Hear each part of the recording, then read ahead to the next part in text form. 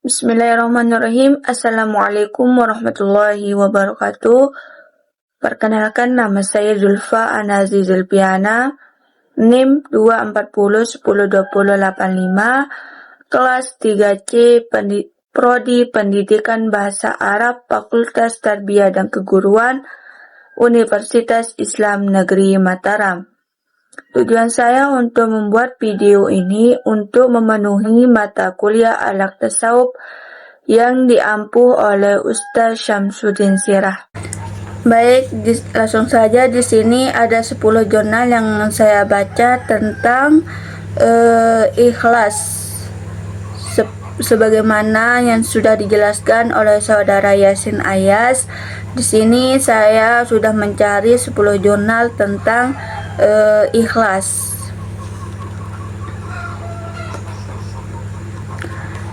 Dari jurnal pertama dapat saya simpulkan bahwa ikhlas menurut Imam Al-Ghazali merupakan inti dari seluruh amal ibadah dan menjadi dasar penyucian jiwa. Ikhlas bukan hanya menyangkut tindakan lahiriah, melainkan orientasi batin yang menyentuh seseorang mendekati diri kepada Allah Subhanahu wa Ta'ala. Imam Al-Ghazali membagi ikhlas itu ada dua, yaitu ikhlas dalam beramal dan ikhlas dalam mengharapkan pahala. Yang kedua, ikhlas yang kedua-duanya itu mengarahkan seorang hamba pada tujuan ibadah yang murni. Dalam konteks pendidikan agama Islam, nilai ikhlas sangat penting untuk membentuk akhlak, motivasi belajar, serta integritas moral peserta didik.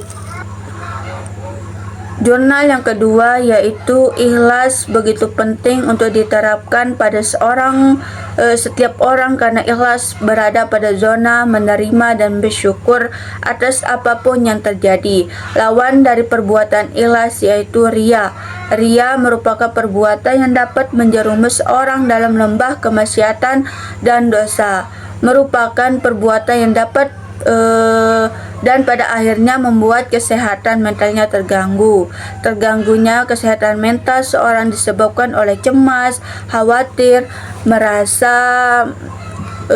tidak nyaman, kecewa, frustasi, stres, depresi, dan banyak kerugian lainnya. Islam memberi jalan keluar bagi permasalahan kesehatan mental manusia melalui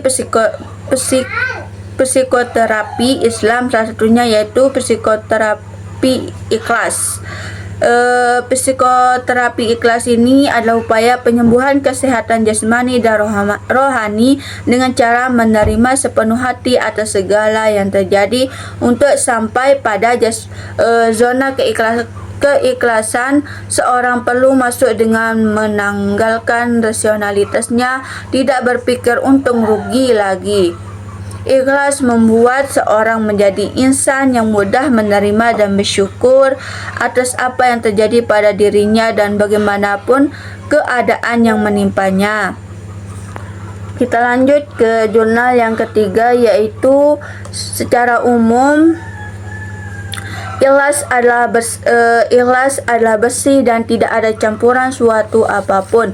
Namun dalam konteks ibadah, ikhlas menurut Al-Qushayri ialah mengarahkan segala orientasi ibadah dan ketaatan kepada penunggalan al-haq, yakni kejernihan perbuatan dari campuran semua makhluk yang terjauh dari unsur penyekutuan atau kemusyrikan, dan juga pemelihara sikap dari pengaruh-pengaruh hawa nafsu. Sehingga dari penunggalan al-haq tersebutlah maka seorang dapat mengimplementasikan ikhlas dalam ibadah kehidupan sehari-hari. Lanjut ke jurnal yang keempat yaitu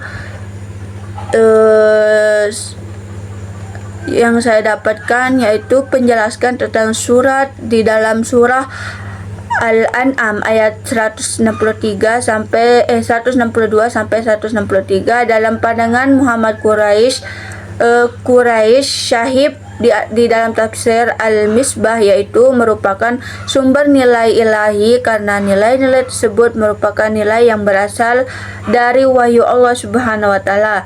Nilai-nilai merupakan nilai yang dititihkan dari Allah melalui para rasulnya yang diperintahkan untuk menyebutkan hal yang berkaitan dengan wujud dan aktivitas beliau, yaitu sholat dan ibadah serta hidup dan mati. Jurnal yang kelima yaitu penyajian nilai ikhlas dalam film sesuai pada Quran Surah Al-Hijj ayat 40, Quran Surat Al-Ikhlas dan banyak lainnya. Konsistensi kodrat ketika berhadapan dengan kesyirikan, imannya tidak goyah atas kejadian yang menimpanya, sebagaimana Quran Surat Al-Hijj ayat 40 bahwa iblis berjanji akan menipu daya manusia, tetapi ia tidak mampu memperdaya manusia secara spiritual, yaitu orang-orang mukhlis. Melafazkan surat Al-Ikhlas seharusnya benar-benar memurnikan dalam menegaskan Allah, sebab kalimat tauhid dikenal juga dengan kalimat ikhlas. Sejalan dengan adegan salat taubat pada rakaat kedua yang membacakan Quran surat Al-Ikhlas. Kita lanjut ke jurnal yang keenam yaitu hakikat sabar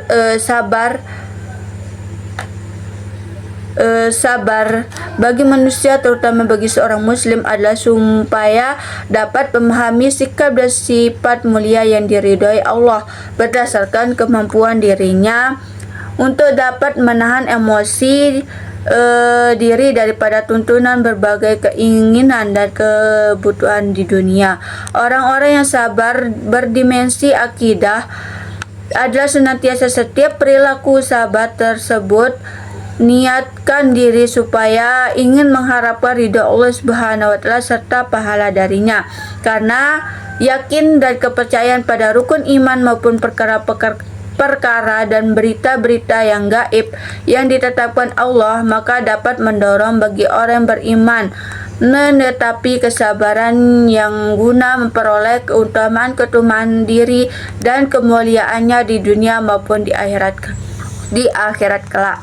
Kita lanjut ke jurnal ketujuh yaitu bagaimana implementasi sabar dalam pendidikan Islam, yaitu dengan memperhatikan perilaku individu yang memiliki moral dalam hubungannya dengan sabar. Hal-hal tersebut diantara lain: pertama, kaitkannya dengan keyakinan; kedua, kaitkannya dengan bersyukur, mengajarkan pada individu mukmin agar pandai bersyukur terhadap berbagai nikmat Allah; ketiga, kaitnya dengan bertawakal dalam Islam, konteks tawakal kepada Allah Subhanahu wa taala; keempat, kaitannya dengan berjihad dalam konteks Islam, setiap individu mempunyai tanggung jawab jihad; kelima, kaitannya dengan beramal soleh, dalam kaitnya individu beramal soleh hendaklah individu bersikap sabar dan semata-mata mencari ridha Allah; yang keenam yaitu kaitan dengan takwa; yang ketujuh yaitu dengan al-haq, kebenaran dalam konteks kebenaran sebagai firman Allah. Kita lanjut ke jurnal yang ke-8 yaitu secara bahasa. Apa itu sabar? Secara bahasa dapat berarti tabah hati, menahan, yaitu menanggung, mencegah. Sedangkan secara istilah sabar adalah mencegah dalam kesempitan, memelihara diri dari kehendak akal dan syara, dan dari hal yang menuntut untuk memeliharanya. Lanjut ke jurnal 9 yaitu sifat sabar merupakan salah satu aspek penting dalam menghadapi ujian dan coba dalam kehidupan. Ayat-ayat tersebut mengajarkan pentingnya bersabar dalam menghadapi musibah, kesulitan dan ujian yang Allah Subhanahu wa taala berikan kepada umat manusia. Para ulama juga menekankan bahwa sabar bukan hanya bersifat pasif tetapi juga aktif. Sabar dalam hal ini menyangkut ketabahan dan ketekunan dalam menjalani ujian, serta bersedia untuk tetap berusaha dan bertindak sebaik mungkin dalam menghadapinya.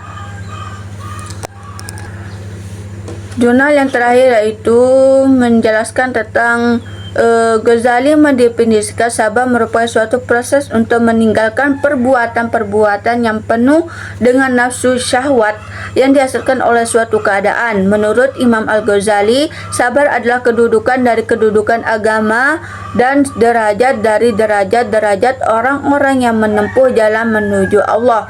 Menurut Imam Al-Ghazali, sabar adalah sifat yang hanya dimiliki oleh manusia, sedangkan malaikat dan binatang tidak memiliki sifat sabar. Binatang merupakan makhluk paling rendah daripada manusia, dan malaikat tidak memerlukan sabar karena malaikat tidak memiliki sifat jahat. Terlebih lagi, malaikat terlalu sibuk dan tenggelam akan cintanya kepada Allah. Dengan adanya beberapa konsep menurut Al-Ghazali di atas, dapat dijelaskan beberapa implementasi sabar terhadap masa pandemi COVID dengan memperhatikan apa yang dikonsumsinya, menjauhkan pandangan dari hal-hal yang membakar nafsu secara langsung, menghiasi diri dengan hal-hal yang mubah, kehausan diri untuk mengetahui faedah mujadah dan buahnya dalam dunia akhirat dengan cara berpikir dan tadabbur terhadap ayat-ayat dan hadis tentang sabar, melatih diri sedikit demi sedikit sejak dini untuk menjauhkan diri dari perkara syahwat. Mungkin hanya ini yang dapat saya sampaikan. Wassalamualaikum warahmatullahi wabarakatuh.